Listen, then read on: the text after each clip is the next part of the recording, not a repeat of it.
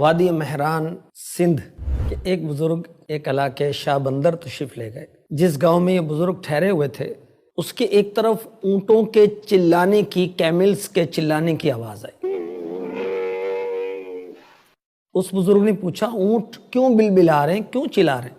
بتایا گیا کہ قریب ہی ایک گاؤں ہے، وہاں کا حاکم بڑا ظالم ہے۔ اگر اس گاؤں میں اونٹ غلطی سے آ جاتے ہیں تو وہ ظالم شخص اونٹوں کی ٹانگوں اور دموں پر کپڑوں کے گولے بنا کر اس میں آگ لگا دیتا ہے، اور اونٹ جلنے کی تکلیف سے بلبلا رہے ہیں۔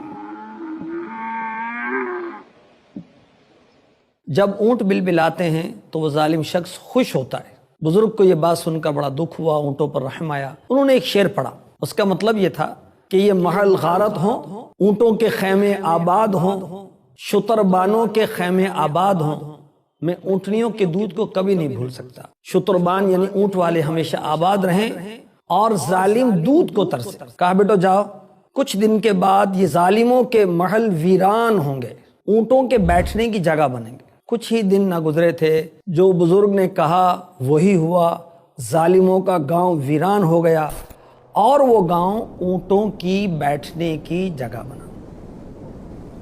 وہ بزرگ کون تھے؟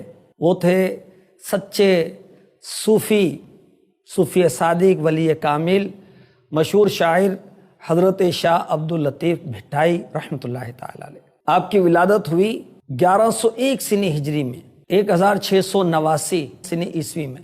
آپ کے والد کا نام سید حبیب شاہ رحمۃ اللہ تعالی علیہ، علاقے کے بڑے بزرگ تھے۔ آپ کاظمی سید ہیں، اور آپ کا سلسلہ جو ہے مولا مشکل کشا کرم اللہ تعالی وجہہ الکریم سے ملتا ہے۔ دینی تعلیم بھٹ شاہ سے قریب ہی ایک گاؤں میں آپ نے حاصل کی۔ علم و عرفان کے پیکر، ہر وقت اللہ کی یاد میں مست و محو رہتے تھے۔ آپ کی عمر جب 26 سال کی ہوئی تو آپ نے مخلوق سے کنارہ کشی اختیار کر کے ریت کے ایک ڈھیر پر قیام کیا۔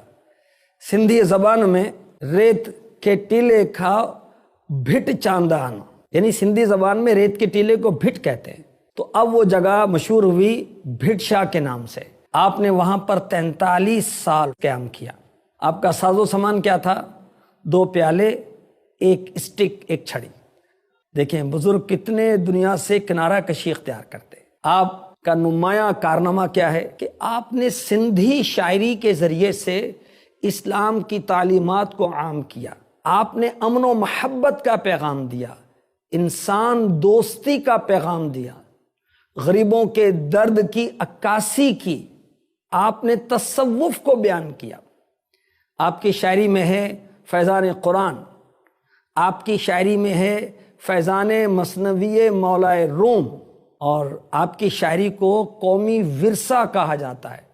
سندھ بھر میں آپ کی شاعری مشہور ہے، بلکہ آپ کی شاعری دنیا بھر میں مشہور ہے۔ آپ کے مجموعہ کلام کو شاہ کا رسالہ کہا جاتا ہے۔ آپ کا وصال ہوا 1165 سنی ہجری میں، 1755 سنی عیسوی میں۔ عمر کتنی پائی؟